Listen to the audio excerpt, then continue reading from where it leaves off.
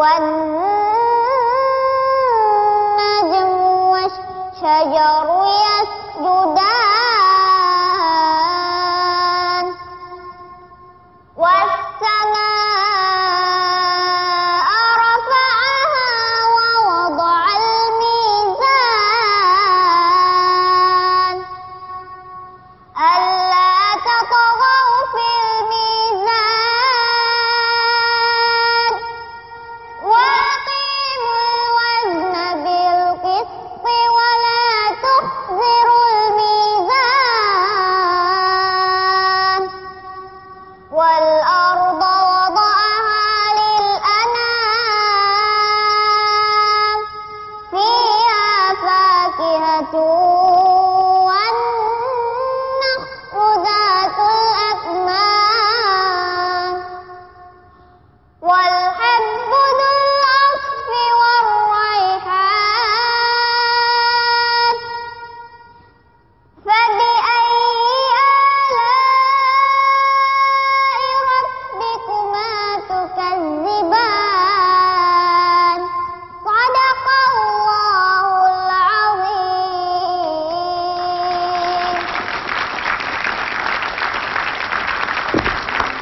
Masya Allah, keren banget. Halo Kaila, Assalamualaikum. Waalaikumsalam. Tadi habis ngaji ya? Iya. Nggak ada. Penonton udah tahu belum namanya Kaila? Ini namanya Kaila ya, Kaila. Jadi kita kasih tepuk tangan dulu sekali lagi buat Kaila yang hebat. Jadi Kaila ini adalah seorang hafiz cilik dan kalau kalian lihat bahwa Kaila ini tidak bisa melihat, ya.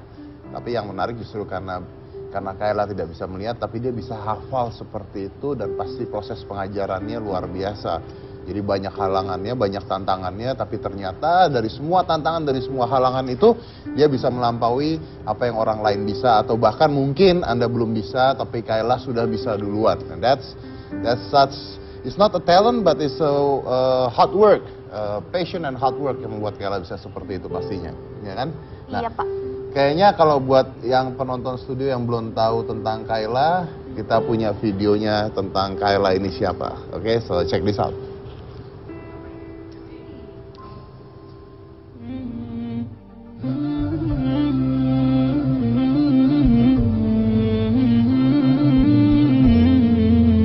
Menjadi hafiz atau penghafal Al-Quran bukanlah hal yang mudah. Namun sekarang ini banyak anak-anak hebat yang masih berusia di bawah 10 tahun yang telah menjadi hafiz Quran.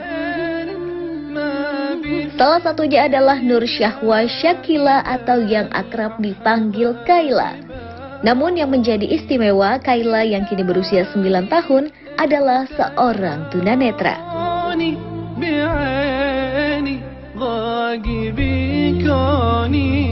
Siapa yang menyangka ternyata di balik kekurangannya Allah Subhanahu wa taala memberikan kemampuan yang luar biasa. Dengan keterbatasannya, Kaila mampu menghafal Al-Quran hanya dengan mengandalkan indera pendengaran saja. Dan Kaila juga menjadi salah satu hafizah yang mendapat undangan khusus dari Kerajaan Arab Saudi untuk mendapatkan hadiah berupa ibadah haji ke Tanah Suci di tahun 2016 oleh Kedutaan Besar Arab Saudi. Ya, it is very interesting dan itulah Kaila ya. Gini, saya mau bikin sebuah permainannya seperti ini. Saya kasih acaranya ke Cika ya. Karena pasti dia lebih ngerti dibandingkan saya. Jadi apa yang Cika tanyakan ke Kaila akan saya ulang dengan bertanya ke Cika. Ya, silakan Cika. Oke. Kaila umurnya berapa?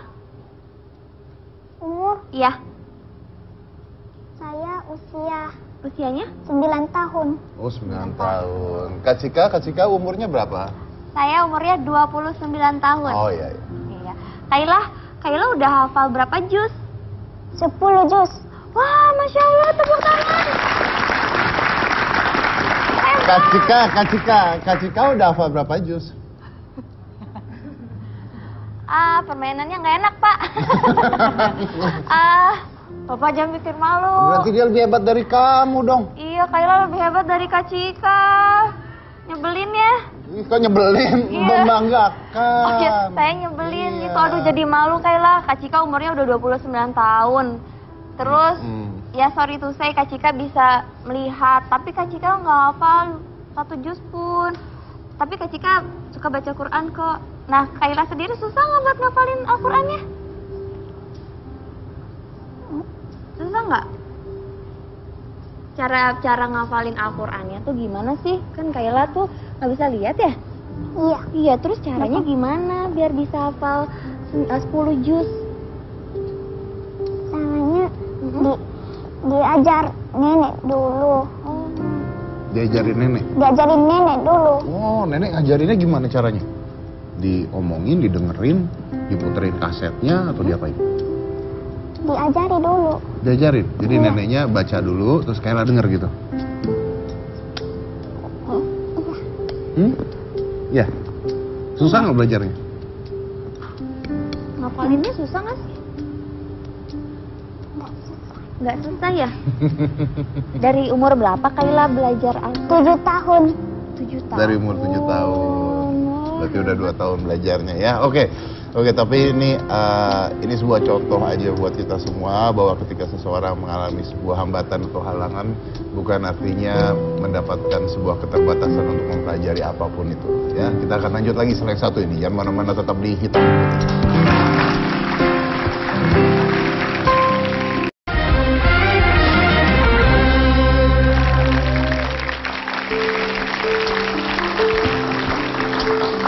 Jadi kita tuh tahu bahwa Al-Quran itu terbagi menjadi 114 surat, lalu 6.236. lihat saya 6.236 36 ayat. dan 30 dibagi juz. menjadi 30 juz. Bener nggak Kayla? Benar. Benar. Tepuk tangan dong buat Kak Cika. Aduh, Kak Cika masih ngunyah soalnya masih buka. Kayla puasa nggak?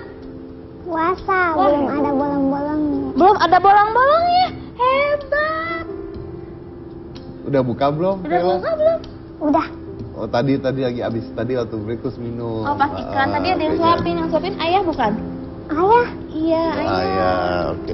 Oke, sekarang Kayla usianya udah 9 tahun, udah hafal 10 juz, terus masih belajar lagi sekarang Kayla. Dengar di tab.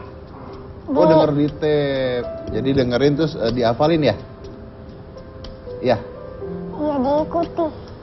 Iya. Oke, tadi ada ayahnya Cika. Iya, Kita Pak. panggil ayahnya, coba ayahnya di mana? Kita akan undang ini dia ayahnya Kayla. Ya, Pak Saban. Silakan Pak Saban.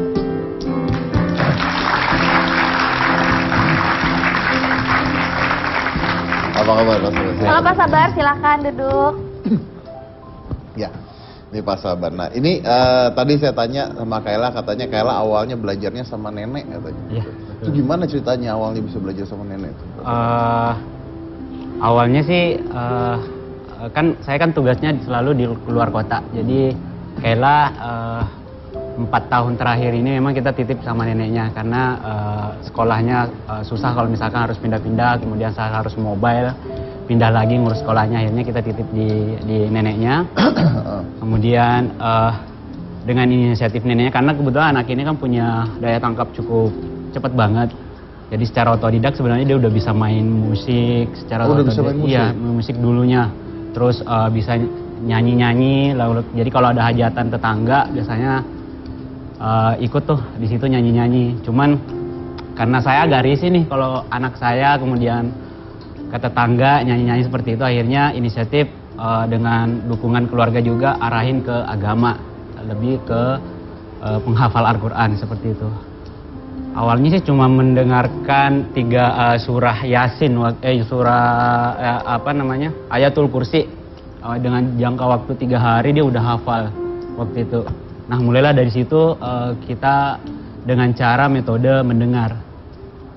Jadi diputarin di satu ruangan, diputarin di situ, kemudian kita tinggalkan. Nanti setelah itu baru kita review. Saya juga nanti setelah pulang ketemu dia baru saya review bacaannya. Gitu-gitu aja sih. Anda katanya pertama kali mendengar Kayla ngaji itu lewat telepon? Ya, betul. Oh ya? Lewat telepon. Jadi waktu itu saya tugas di Manado.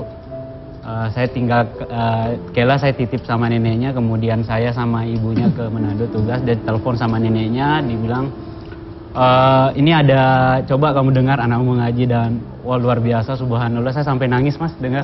Karena nyangka anak saya sampai bisa ngaji seperti itu. Gitu. Gak nyangka gitu Gak ya? nyangka gitu. Gak nyangka Nah, ya? akhirnya ya sudah, setelah itu kita terus mau kembangkan bacaannya Mendukung seperti itu. itu. Oke, berarti artinya awalnya neneknya yang ngajarin, benar?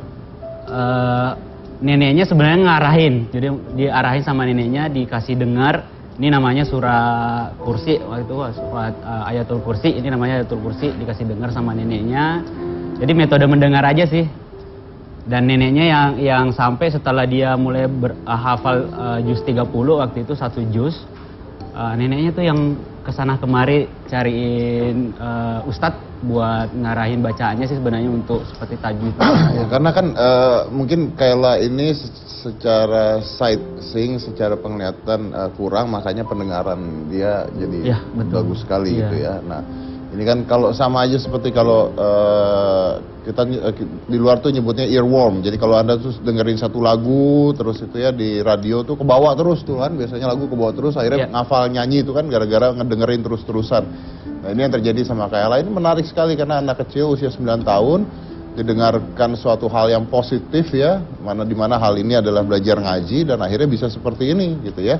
Sedangkan masih banyak anak-anak lain yang usia 9 tahun hafalnya lagu Kereta Malam ya, dibandingkan Quran gitu ya. Jadi mungkin ini bisa jadi contoh lah buat orang-orang tua, oh ternyata bisa dilarikan ke hal positif gitu. Sama-sama dari dengerin. Benar-benar. Yang satu ada di hitam putih, yang satu lagi ngalahin atau di mana gitu. Bedanya itu doang sih sebenarnya. Dan saya dengar katanya Kayla ini lahirnya prematur, Pak. Betul. Berapa usianya? Lahir prematur di kandungan 7 bulan muda waktu itu, jadi belum tua, 7 bulan muda, dan lahirnya 1,4. 1,4 kilo. Ya, 1,4 Berarti kilo. sempat ditabung dulu dong? Ya, di inkubator selama 39 hari waktu itu. Jadi bayangin aja kalau misalkan ibunya udah pulang, kami udah pulang dengan anak yang pertama sampai di rumah sepi gitu, mengharap ada tangisan bayi. Sedangkan bayinya ada di rumah sakit, kita titip selama 39 hari itu, Mas. Ya. Dan gangguan pada penglihatannya itu sejak awal? Gangguan penglihatannya nanti kita tahu setelah umur 3 bulan sih.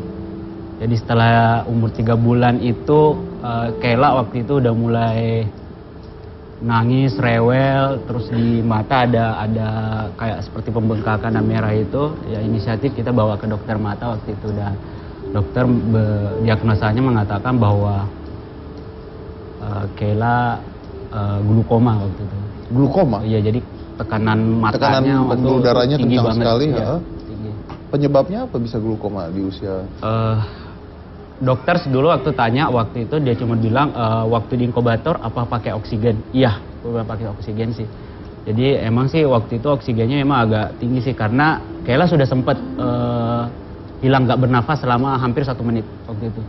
Jadi kalau oksigennya rendah, dia langsung biru tuh Mas, semua. Biru badannya semua, dan badannya tuh sampai kalau perutnya, isi perut di dalam bisa kelihatan gitu. Jadi kecil banget. Jadi nggak oksigennya. Jadi saya sih nggak ngambil positifnya, karena dokter waktu itu mungkin berusaha untuk gimana anak ini bisa tetap hidup gitu. Betul. Terus katanya ya, karena ada pengalaman juga aja dari saudara juga, bahwa kalau di inkubator itu mata anak itu mesti harus ditutup. Betul. Waktu itu matanya nggak ditutup. Waktu itu tidak Iya. ditutup. Oh, betul. Tapi positif lah, alhamdulillah masih bisa lihat, sesuai dengan doa saya bahwa ya Allah izinkan anak saya untuk membesarkan anak ini. Ya. Dan saya dengar katanya kalau nenek dan ibunya tahu bahwa Kayla tidak bisa melihat itu malah di usia 5 tahun. Betul. Kenapa begitu? Jadi saya tahu istri saya waktu itu kalau misalkan dia lagi shock, bisa dia dismotivasi dan lain, jadinya jadi di usaha 3 gitu ya, setelah 3 bulan itu kan sempat keluar dari rumah sakit itu 3 bulan itu, setelah saya tahu bahwa dokter mengatakan bahwa tidak ada harapan untuk melihat, ibunya sama Kayla waktu itu saya antar pulang dulu dengan alasan saya akan menebus obat gitu. Kembali ke dokter itu dan saya tanyakan pastinya bahwa apa ada harapan untuk Kayla ke depannya gitu. Dan dokter mengatakan bahwa dari dia sendiri mengatakan tidak ada harapan gitu. Tapi dia tetap kasih motivasi bahwa silahkan Bapak ke yang lain, siapa tahu ada penemuan orang berbeda-beda kan, bilang itu. Dan ibunya tahu setelah umur 5 tahun waktu itu saya bekerja di perusahaan swasta, salah satu di swasta, dan dengan tahu bahwa kondisi anak saya waktu itu, dia mau membantu waktu itu untuk pengobatan subsidi lah gitu. Akhirnya saya dimintaki untuk resume medisnya dia, kemudian pemeriksaan terakhirnya, dan saya bawa ke dokter. Kebetulan waktu itu saya bareng sama ibunya. Di situ ibunya baru tahu bahwa dengan dokter yang sama mengatakan bahwa Pak, kan saya dulu sudah pernah bilang. Maksudnya jadi ibunya tuh bukan tidak tahu tapi masih berharap bisa disembuhkan. Ya, waktu itu dia tidak tahu bahwa sudah tidak ada harapan. Cuman taunya memang Kayla waktu itu ada masalah di penglihatan. Masalah di penglihatannya. Oke. Ya. Tapi Pak, saya mau kasih info Pak. Ya. Katanya Kayla ini dapat undangan dari kedutaan besar di Arab. Ya, betul. Itu kapan? Tepatnya tahun lalu di Bogor. Kita diundang waktu itu, Kayla ada musabaqah di sana, kebetulan ada salah satu kedutaan juga datang, terus ada salah satu yang setara dengan menteri datang waktu itu yang ngundang ke sana untuk Kayla sebagai bintang tamu juga. Dan secara mendadak juga tanpa kita tahu sebelumnya bahwa akan dikasih apresiasi seperti itu sih. Di Bogor tepat 29 Juli 2016 kita dapat info itu, dan kita berangkat tahun 2016-nya alhamdulillah berangkat bareng dengan Kayla, saya dengan ibunya dan neneknya juga. Terus katanya dapat hadiah untuk ibadah haji? Ya, dari Kedubes? Ya, Kedubes yang berangkatnya tahun lalu. Oh, tahun lalu itu. Ya. Kayla ikut juga? Kayla ikut sama kami, ayah ibunya dan neneknya juga. Neneknya juga ikut. Karena Kayla loh. Karena Kayla ya. Karena awalnya Kayla, sih ya. sebenarnya dikasih cuman ayah, ibu dan Kayla. Jadi kita dapat satu paket itu 3. Cuman waktu itu setelah ke belakang dan salah satu ustadz mengatakan, Pak, setelah pulang dari sini urus paspor ya. Saya bilang, ini umroh apa haji sih sebenarnya, pastiin lagi. Saya insure lagi, terus bilang, iya haji tahun ini. Jadi dengan ada kaget juga, shock juga, saya bilang, Pak, bukannya saya nggak siap, mungkin jatah saya mungkin lebih baiknya dikasih sama neneknya. Karena jujur 80% kontribusi neneknya sehingga Kayla seperti ini gitu. Ya udah, ustadznya waktu itu cuma bilang, ya kita berharap sih ada laki-laki Pak yang mengantar. Cuman ya sudah kalau seperti itu, nanti saya bicarakan dulu sama syekhnya gitu. Jadi berselang 1 menit setelah itu tiba-tiba syekhnya mengumumkan lagi bahwa dengan bahasa Arabnya dan mengatakan bahwa ini ada pengumuman just info bahwa yang membuat Kayla seperti ini adalah neneknya yang mengantarkan kiri kanan yang penuh dengan semangat sehingga Kayla bisa sampai saat ini bisa menghafal Al-Quran. Maka kita berikan juga jatah untuk berangkat haji tahun ini kepada neneknya. Kepada neneknya ya. Oh. Alhamdulillah sama berkat Kayla. Luar biasa. Luar biasa. Neneknya nonton dong berarti sekarang. Nenek. Ya, neneknya nonton. Neneknya nonton dong berarti ya Nonton. sekarang ya. Ya. Tuh Kayla neneknya lagi nonton di rumah. Kayla mau ngomong apa sama nenek? Mau ngomong apa nenek? Terima kasih nenek. Nenek, terima kasih nenek. Oke. Oh, neneknya nonton tapi nggak di rumah Cika, ternyata ada di studio. Ada. Mana tadi? Ada di studio. Mana neneknya? Assalamualaikum berdiri. nenek. Dikasih Mikrofon ya? boleh? Pakai ini nek. Pakai mikrofon. Dikasih mikrofon udah? Ada mikrofon? Ya.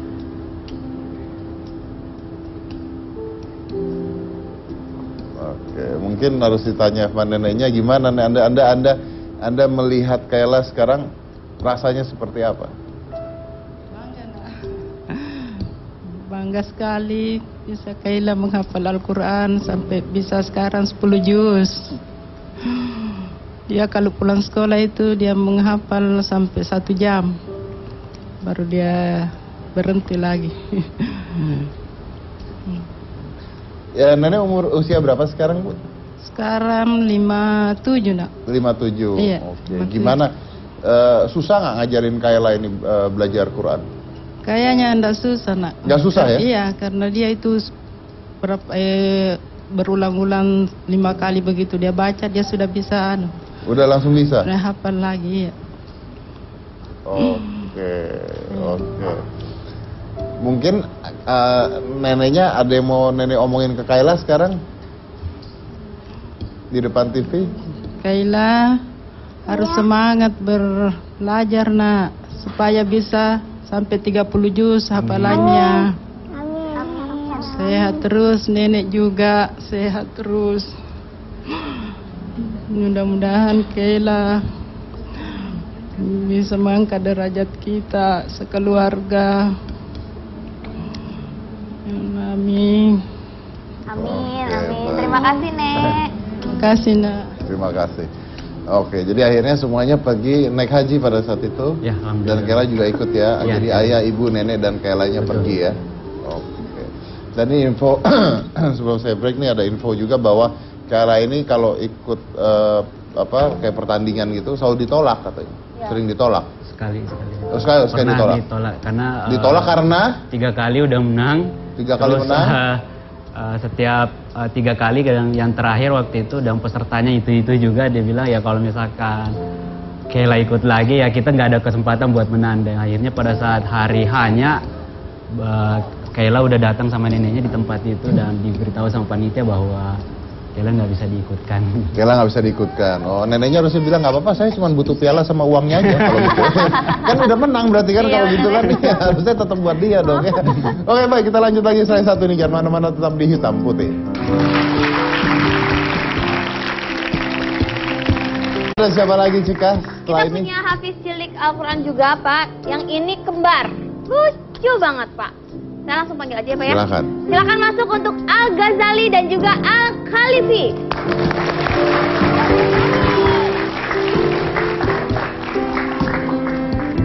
Assalamualaikum.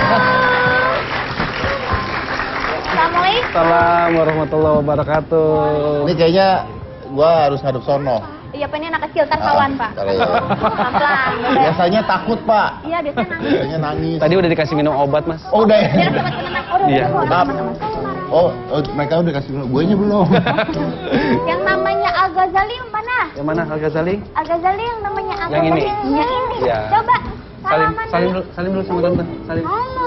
Ini sama Om? Ini Sama sama Om? Om, sama Om. Sama Om. Itu sama Om? Salim. Sama Salim dulu Om baik? Yuk. Salim. Om. Oh yang ini mau. Kali Yang ini salim. ini, Al-Khalifi. Salim sama tante. Itu sama Salim Om? sama Om. Nggak mau lihat muka. Yuk duduk di situ yuk. Ayo, Ini ayo. ayahnya ya. Iya. Silakan, Pak, silakan. duduk. Aja lolo. Muka sama kamu mau. Iya sini. Lucu banget kembar. Kembar. Bapak ada turunan kembar Pak? Nggak ada sih. Lo kembar tuh turunan loh, beneran. Kadang-kadang dari generasi keberapa ya kan? Iya. Biasanya ada turunan. Cuman kalau saya sama istri kebetulan nggak ada, Mas Dedi. Oh nggak ada? Nggak ada. Berarti Jadi ini. memang Allah titipkan 2 anak ini buat kami. Iya. Terus gimana ceritanya bisa belajar tuh awalnya gimana? Al-Quran. Mm-mm. Jadi sebenarnya dulu saya di TV, terus bikin program pencarian bakat khusus untuk anak-anak penghafal Al-Quran. Lalu? Terus kemudian saya berpikir kalau anak orang bisa, kenapa anak saya enggak? Karena bagi saya seorang penghafal Al-Quran itu tidak mutlak lahir dari penghafal Al-Quran juga. Berarti Gitu, bisa Mas Dedi. dididik gitu ya intinya? Bisa, Ya? bisa. Karena terus terang saya sama istri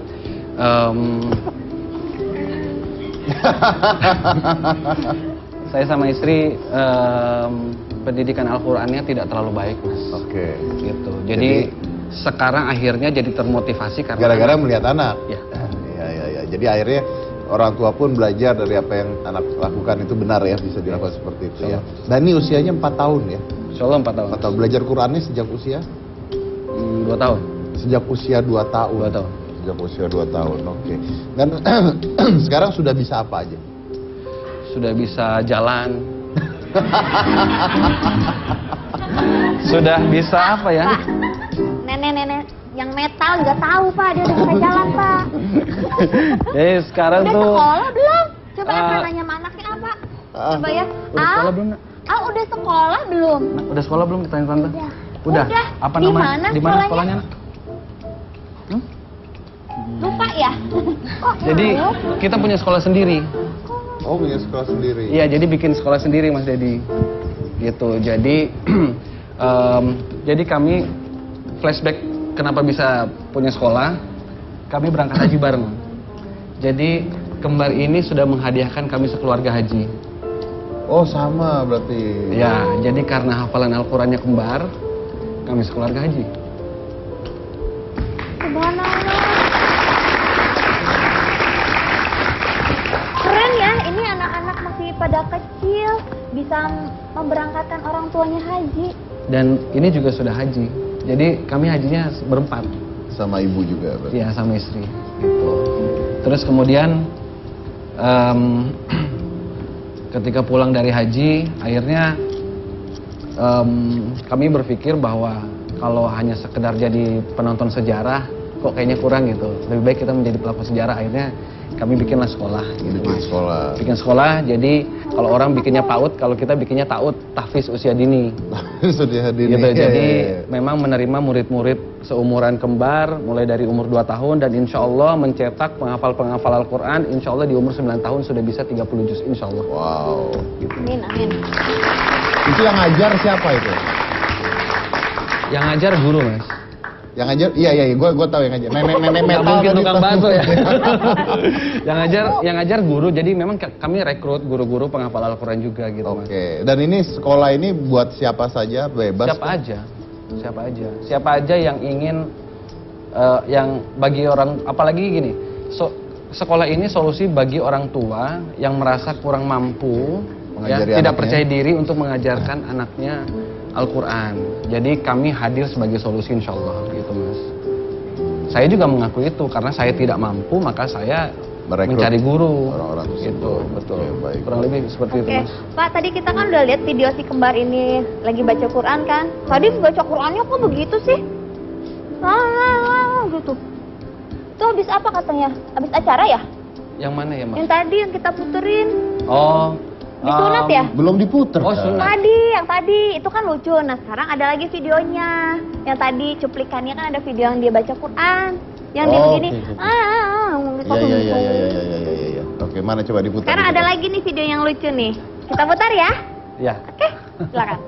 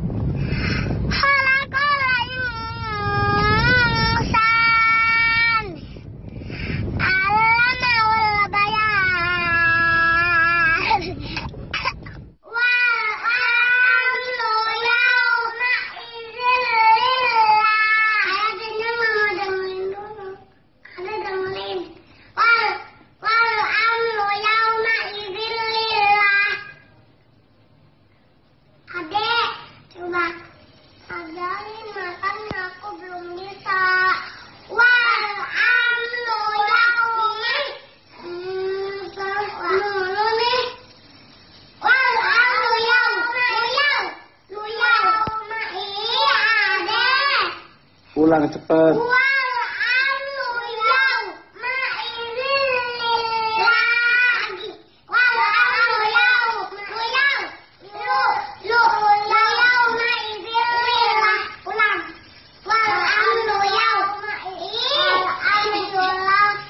Bertobat dulu.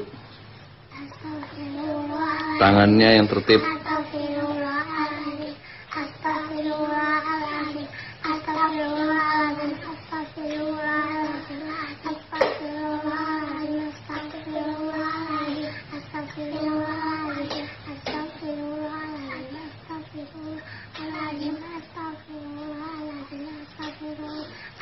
Mana suaranya?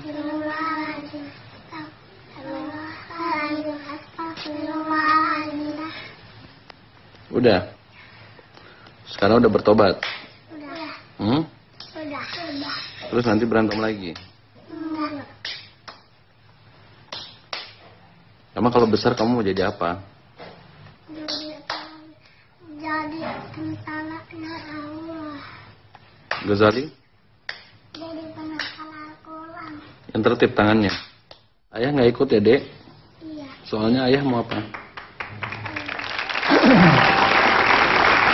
Jadi video terakhir tersebut mereka lagi dihukum ya. Dia tahu mereka lagi dihukum karena tadi sebelumnya itu disuruh ngaji malah tawuran. Ya. Kenapa itu tadi? Jadi memang di rumah tuh udah dibiasakan dapat punishment gitu, Mas Dedi. Jadi kalau misalnya lagi pokoknya apapun kesalahannya pasti ada punishment. Ya. Gitu. Jadi setelah melakukan kesalahan bertobat gitu. Bertobat istighfar. Itu istighfar tidak mengulangi lagi. Yang namanya anak kecil diulangi lagi. Ya, namanya Gitu, anak-anak betul. yang dewasa aja gitu ya. Duduknya yang tertib. Ya. Duduknya yang Kakak yang tertib. Kakak duduknya yang tertib, duduknya. Duduknya yang tertib. Ya. Istighfar. Istighfar. Istighfar. Istighfar dulu. Istighfar dulu. Mulutnya yang tertib. Mulut yang tertib. Lucu ya kalian. Mau tanya nih. Tadi yang video pertama, itu ngajinya kenapa ngangkang ya? Itu lagi disunat tuh. Lagi disunat. Setelah sunat, itu setelah sunat. Setelah sunat. Gak nangis ya. Jadi kebetulan karena kami ini kan jemaah di salah satu masjid di Pondok Indah. Iya. Terus diundang buat ikut sunatan massal. Jadi ini sunatnya sunatan massal, Om. Oh, sunatan massal. Terus Gitu. suruh ngaji. Terus habis itu itu masih basah.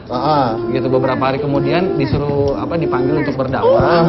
Udah, karena dia senang kalau disuruh dakwah di masjid-masjid gitu. Oh, makanya berdirinya lucu banget tadi kan? Iya. Masih Coba. dalam keadaan ini. Kalau dakwah di sini bisa nggak? Berani nggak? Berani nggak? Yuk. Berdakwah di sini? Dakwah di sini? Oke, yuk kita lihat yuk. Surat apa? Mau dakwah dulu? Oh, mau sambung ayat sama Kaila ya? Atau mau langsung aja sambung Boleh ayat nih, sama coba sambung Kaila? ayat sama Yuk Kaila. di depan ada surat An-Naba ya? Naba sama Kaila? Oke, Insya siap. Allah. Yuk berdiri yang tertib. Ayo. Ayo. Dilarang tawuran ya. Kayak tadi ya. Ih. Ayo, nak. Oke, Ayo, Kaila, sayang. Kaila. Iya. Estafet aja. Estafet sambung ayat. Silakan. Silakan. Mau berdiri di sini Berdiri. berjajar atau Nggak mau usah di duduk? sini aja. Oh, silakan. Duduk sini. Ayo, duduk samping Kaila. Sini. Kamu di sini. Kamu di sini. Ayo, dari Kaila dulu Taus, nak. Ayo, Wahid Ismail Salasa. A'udzu billahi minasy syaithanir rajim. Bismillahirrahmanirrahim. Amma yatasaalun. Anin nabail azim. Allah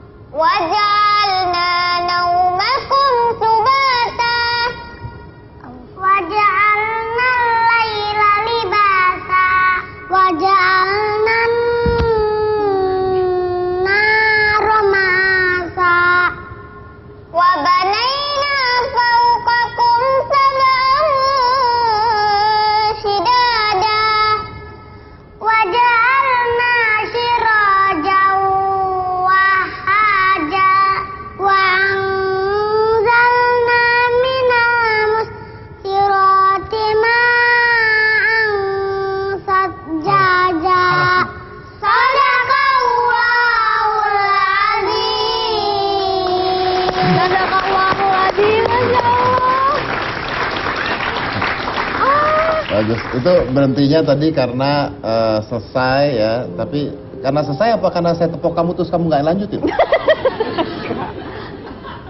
Harus baca. Oh iya, saya pikir tepok tak, kok diem gitu, makanya Jadi selesai. kodak awal, Ya, makasih. makanya itu, oke. Tapi menarik sekali nih, dari kecil sudah diajarin untuk ngaji. Tapi saya mau tanya, belajar artinya juga tidak Pak?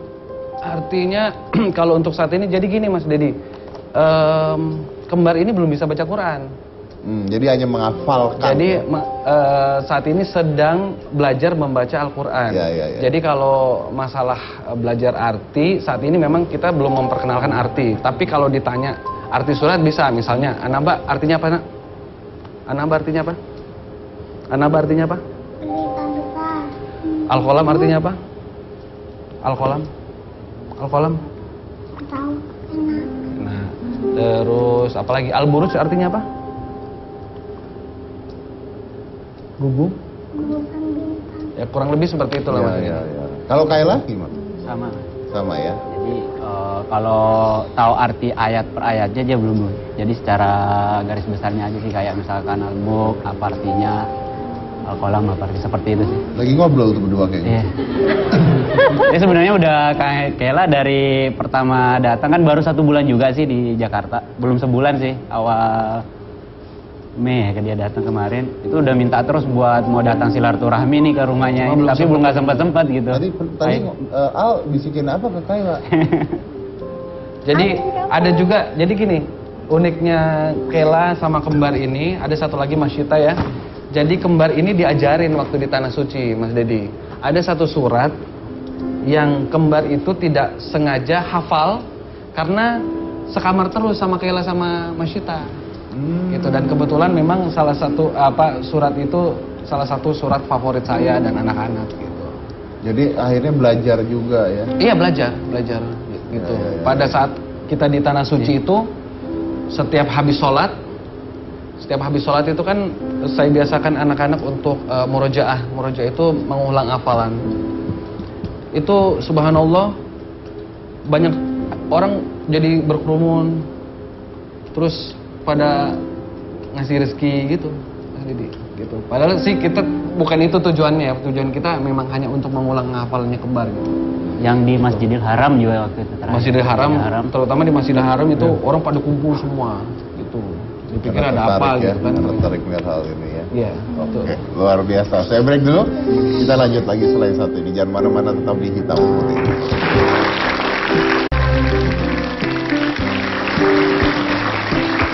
Tadi saya kurang dengar waktu di video tuh ditanya cita-citanya apa ya katanya tadi. Tanya sendiri Iya, aja. ya. Cita-citanya apa? Ghazali cita-citanya apa sayang? Ghazali cita-citanya apa sayang? Tanya sama Om. Apa? Yang lantang. Imam masih dilarang. Alhamdulillah, amin.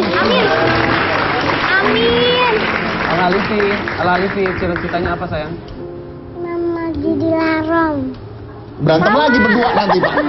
Gak apa-apa nanti sip-sipan. Oh nanti simpan ya. Iya, tuh kalau ribut gimana jemaahnya? Sayang, imamin sayang. Kan lucu ya. Udah gede. Kalau Kayla apa cita-citanya Kayla? Mau jadi dosen. Mau jadi dosen, amin. Amin.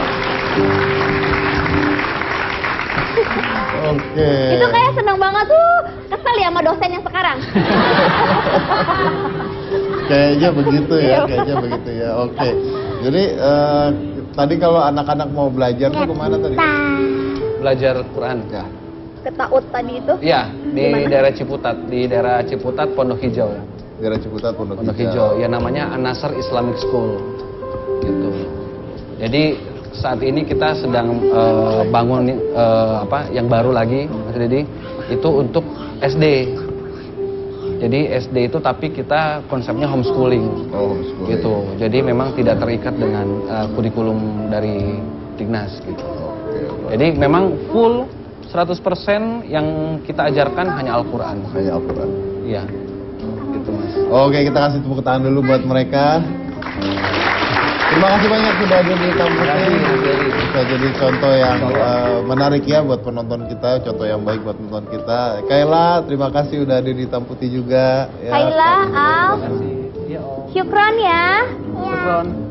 Keren banget, pokoknya kalian keren banget. Afwan. Dan ini adalah contoh bahwa sejak kecil manusia bisa diajarkan sesuatu yang baik intinya ya. Tadi kan saya udah nyindir juga tuh di awal tuh ya. Daripada kalau kecil didengerin hal-hal yang negatif gitu kan, kenapa nggak hal-hal positif gitu ya. Ketika mereka bisa baca Quran, banyak anak-anak yang sudah hafal lagu Kereta Malam. jadi itulah mungkin bedanya. Karena apa yang kita pelajari ketika kita kecil, bahkan apa yang kita pelajari kapanpun itu termasuk usia Anda sekarang akan menjadi bagian hidup dari diri Anda selamanya. Because what we learn become a part of our lives. Jadi di Komisi Cika Jessica inilah hitam putih.